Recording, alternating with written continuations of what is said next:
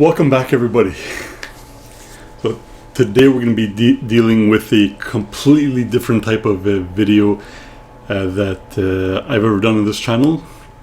Hope you guys are going to enjoy it. It's going to be more of a informative piece that will be dealing with a mental disorder, and it's a mental disorder called schizophrenia. So I'm going to be reading it directly from my iPad, from Wikipedia. There's plenty of listings for the references of the material that they used. Disclaimer, I am not a doctor, Dr. Jigavega. I'm going to try and not make jokes in this video because it is actually a very, very serious topic. And the reason why I wanted to make this video was because it's become very, very troublesome in North America. Something that is very rampant and not many people know what they are seeing, and they don't actually know that what they are seeing and dealing with is a person that is a schizophrenic. There are many different types of schizophrenics, like paranoid schizophrenics and things like this. So like I said before, I am not a doctor.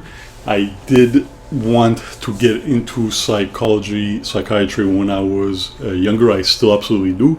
Let's start into it. So I'm going to link the Wikipedia article in the link below. So if you guys want to look into it for yourself, see maybe if you know anybody that is suffering from or potentially suffering from it, and how to recognize some of the symptoms. So, schizophrenia.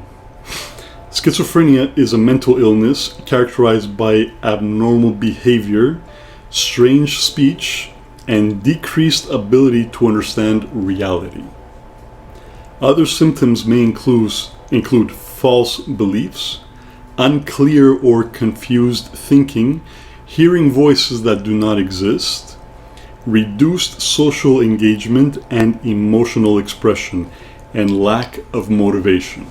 People with schizophrenia often have additional mental health problems such as anxiety, depression, or substance use disorders. Symptoms typically come on gradually, begin in adulthood, and in many cases never resolve. So we see one of the major parts of this is depression, because all these things are relaying to depression, such as the anxiety and low interest in doing things, including your hobbies, whatever it might be. The cause of schizophrenia include environmental and health factors. Possible environmental factors include being raised in a city, cannabis use during adolescence, certain infections, the age of a person's parents, the poor nutrition during pregnancy. Genetic factors include a variety of common and rare genetic variants. Diagnosis is based on observed behavior, the person's reported experience, and reports of other familiar with the person. During diagnosis, a person's culture must also be taken into account, because some cultures do actually practice spiritism and the belief in seeing spirits and things like this. Things that we said before that are not actually there. Schizophrenia does not imply a split personality, even though it sometimes does. It does not imply a split personality or dissociative identity disorder, conditions with which it is often confused in public perception. So about 0.3% to 0.7% of people are affected by schizophrenia during their lifetime. In 2013, there were an estimated 23.6 million cases globally. Males are more often affected, and onset is on average earlier in age. About 20% of people eventually do well, and a few recover completely.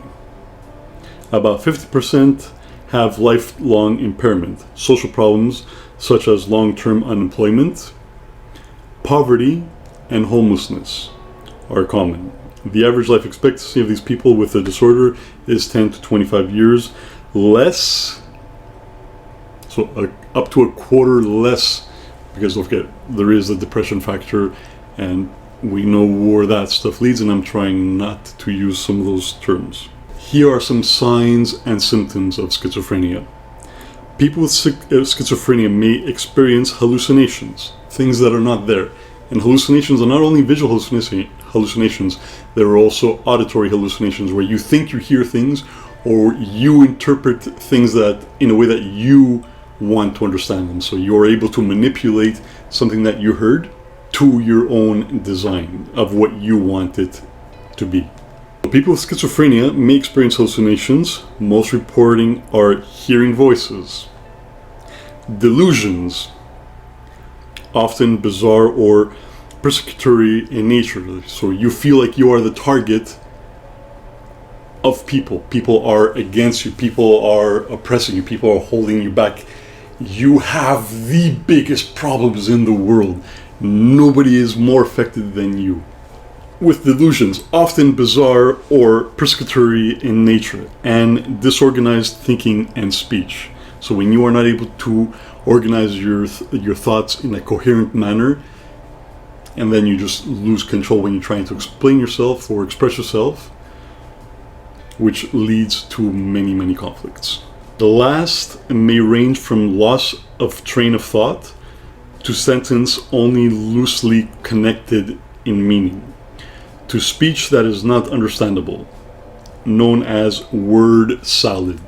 Social withdrawal, sloppiness of dress and hygiene, and loss of motivation and judgment are all common in schizophrenia. This is where things are going to get a little bit darker and a little bit stranger. So distortions of self-experience, such as feeling as if one's thoughts or feelings are not really one's own, to believing thoughts are being inserted into one's mind. You are believing that you are being controlled by other people's thoughts. Sometimes termed passively phenomenon are also common. I'm not really sure what that part meant. There is often an observable pattern of emotional difficulty for lack of responsiveness. Impairment in social cognition is associated with schizophrenia, as are symptoms of paranoia. So paranoia is when you think that you are being, like we said before, the target of people. In many cases, you are not. That is just you perceiving the world the way that you want it to be, even though it is in a very negative manner. Impairment in social cognition is associated with schizophrenia, as are symptoms of paranoia. Social isolation commonly occurs. Difficulties in working and long-term memory, attention, executive function, and speech of processing also commonly occur. Like we said before, not being able to properly express yourself. The words do not match your thoughts. In one uncommon subtype, the person may be largely mute, remain motionless in bizarre postures, or exhibit purposeless agitation, all signs of catatonia. I'm not going into catatonia.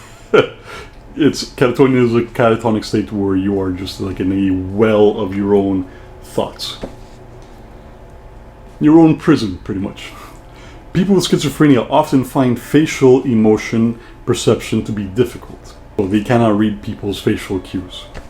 And many times they also do not have many facial expressions themselves, and are also very monotone and carry on like this in a very droning manner. So let's look at some causes of schizophrenia.